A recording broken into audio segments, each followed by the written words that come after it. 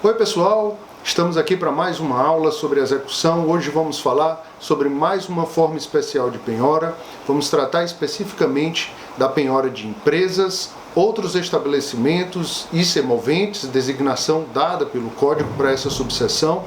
E vamos tomar com bastante cuidado, já nesse primeiro ponto, o âmbito de cabimento dessa norma, porque são várias as situações que cabem aí na estrutura disciplinada entre os artigos 862 e 865 do CPC. Em primeiro lugar, as empresas, como está bem colocado, e aí você abrange empresas comerciais, empresas industriais, empresas agrícolas.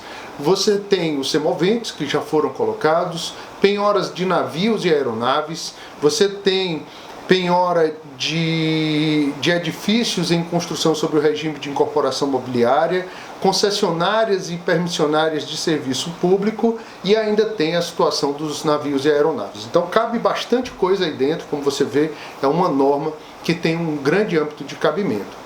Isso acaba, logicamente, exigindo um tratamento mais genérico, até porque é difícil entrar no detalhe de cada situação dessa, tem que ficar aquela margem para que o juiz possa ir adequando a cada processo à necessidade do caso que está sendo analisado.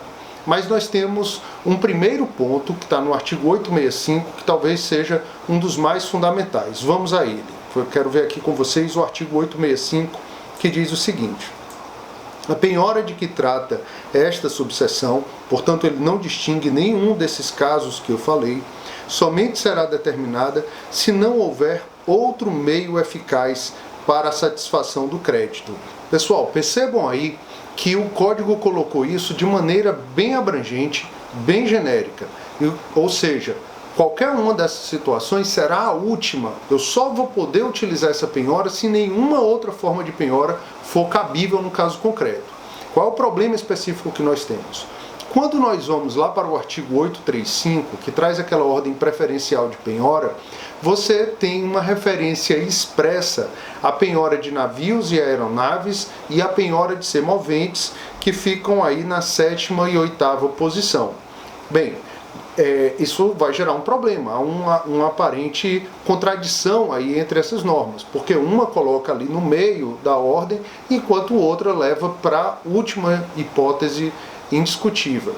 Isso tem que ser analisado pelo juiz no caso concreto. A confrontação entre essas duas normas, e se, por exemplo, você vai ou não admitir um pedido de substituição de penhora do executado quando a empresa é penhorada, isso vai ficar para o caso concreto. De qualquer forma, não é somente uma questão positiva dessa regra específica que diz qual a posição ou que é a última. Na verdade, nós temos que analisar outras circunstâncias que envolvem no caso concreto, como, por exemplo, evitar maus tratos ao semovente, garantir a prestação do serviço público, no caso das concessionárias e permissionárias do serviço público, evitar prejuízos a adquirentes, no caso de bens da incorporadora, e por aí vai. Então, há realmente muita coisa por trás e o juiz deve ter muita cautela ao determinar.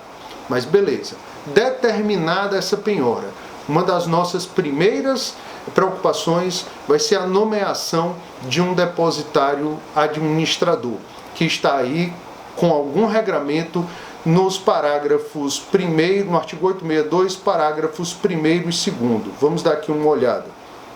Quando recair a penhora, não é, sobre essas empresas, o juiz nomeará um administrador depositário, determinando-lhe que no prazo de 10 dias apresente o plano de administração, prevê no parágrafo 1º um contraditório com as partes e determinando aí uma possibilidade de negócio processual para a escolha do depositário. Isso, pessoal, mostra sempre a importância do acordo entre as partes, e aqui é realmente um âmbito muito importante de negócio jurídico processual, porque tanto o exequente quanto o executado querem que a empresa sofra o menor dano possível, então temos que ter o melhor administrador. Diferente de outras situações em que aparece essa figura do administrador depositário, como no percentual de faturamento da empresa e na penhora de cotas e ações, nesse caso, esse administrador efetivamente administrará a empresa em alguns níveis integralmente, em outros em concomitância com outras partes do corpo diretório daquela empresa. Mas nós precisamos ter então muita cautela com a escolha, com a apresentação desse plano de administração. Isso tem realmente, em qualquer caso, que ser submetido ao contraditório, mas quando você tem a administração da empresa, isso precisa ser muito detalhado. Vale a pena gastar energia na escolha e na definição do plano de administração para evitar problemas no momento futuro, tá certo? Então, muita atenção a esse ponto, isso é fundamental. Vamos dar aqui uma pincelada rápida sobre alguns elementos nas diversas formas que a gente falou que são comportadas por essa norma. Em primeiro lugar, penhora dos semoventes.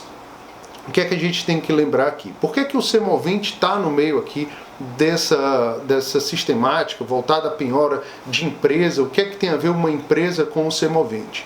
Quando você pensa na penhora de um rebanho, vamos imaginar que você penhorou ali uma centena de cabeças de gado. Onde é que esse gado vai ficar? Esse rebanho vai ficar?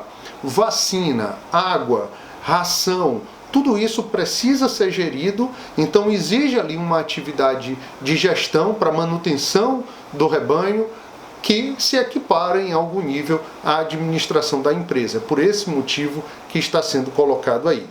A segunda colocação, e essa bem complicada no caso concreto, é a que está nos parágrafos 3º e 4º do artigo 862, vou colocar aqui na tela para vocês.